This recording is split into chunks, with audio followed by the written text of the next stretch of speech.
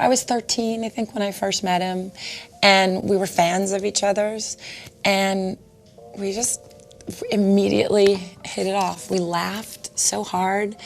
I wasn't trying to get a music career. I wasn't trying to get anything from him, and we just started hanging out. I think because we both grew up in the same business, and we had similar upbringings in the sense that we were, you know, we had to begin in this business at a very young age. We learned a sense of, we had defense mechanisms that we had built up. And I think once we met each other, we realized that we didn't really have to be wary of one another. And that enabled us to build a friendship on a very different level. If you wanted to pick up the phone and call Michael Jackson, can you dial Pluto direct, or could you reach him like other Earthlings couldn't? Beep, beep, beep. Yes, I could. Now, let me, because you have been out on several dates with Mr. Jackson, is that right? Michael and I have been friends for years. And I was like the person that he would call because, you know, these other famous people would sort of really like prey on him and want to be like, I'm going to sleep with him because that's going to be a thing.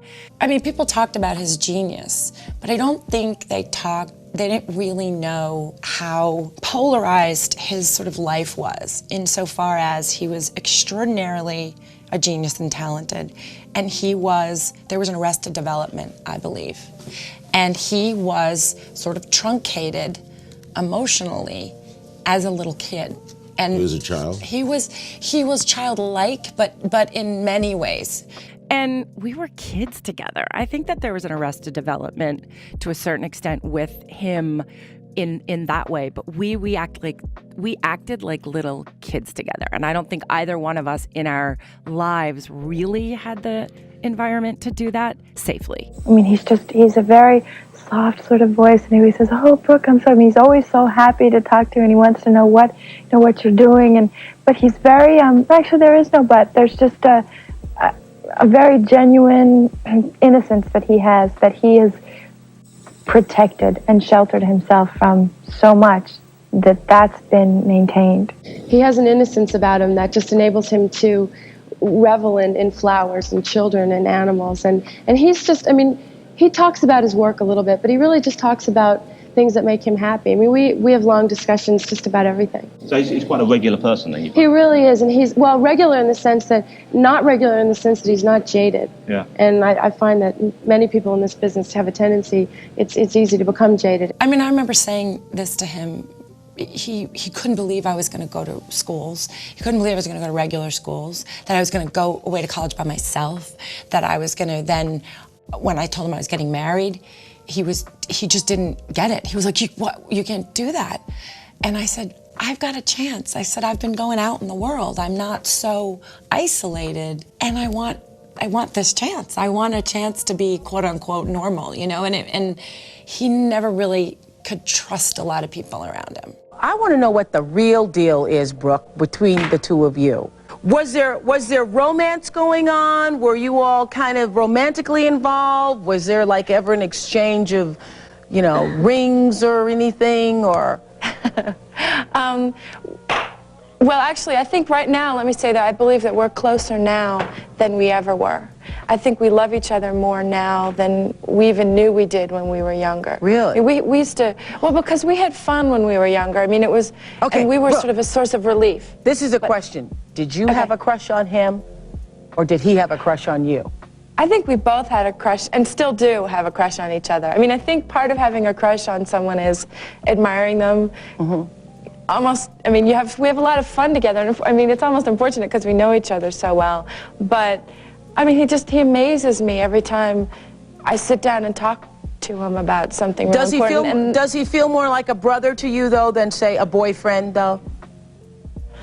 It's hard to say. I mean, I find it's a love on a different level. I mean, I feel closer to him than some of the boyfriends that I've had. He gave me the most incredibly beautiful ring that you can ever imagine.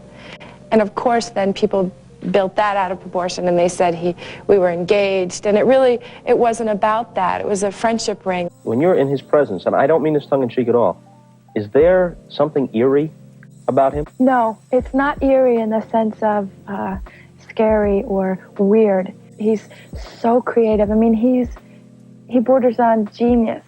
And I think that when you have that much talent and you are at the same time that sensitive a person, your conversation is going to be different with him. And I think that that's where one it might interpret it as eerie.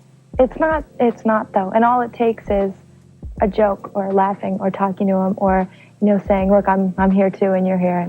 Do the unfortunate, nasty comments and criticisms about him, do they upset you? Make you angry? They upset me constantly. I'm constantly upset by what people say. I mean, first of all, so many people really don't know him and they don't give him a chance and they're so ready to criticize. And I think what happens is when you see genius and when you see a talent that is just unstoppable and untouchable, the first reaction people have is to criticize it because it scares them, it threatens them, and in order to augment their own self-worth, they feel that they have to belittle him. And he's a sensitive human being who, all of the negativity really, it does affect him and it hurts him. How do you recognise him between dates? Because how do you know it's him coming up? Because he does look very different now, doesn't he? He does look different. We don't ever discuss any of that, actually. We talk a lot on the phone, so it's usually his voice that gives him away. But do you find yourself biting your lips saying, the man has a completely different nose? And then you go, what a terrific weather we've been having, Michael. How do you avoid the issue? It's not something that you just really want to ever talk about or dwell on. But we actually, for the wedding, we were, it was really interesting because I was there from the so we're back to the wedding now, Brooke, I see, yeah. Light segue. Yeah. The wedding. How big is Michael Jackson's willy? I think you should ask Michael Jackson. That's one thing we'll never find out. He just always wanted to be the absolute best, most superior performer that ever lived. And to my mind, he was the best I ever saw. I don't think anybody came close, and I think so much was imitation. I think he was a one-off for sure. Did you remain friends throughout? Throughout. He was the first person to call me when my dad got sick. Wow. When I had postpartum, he sent me flowers and, all of these things, even though we sort of hadn't had our regular dinners that we used to have on a more regular basis.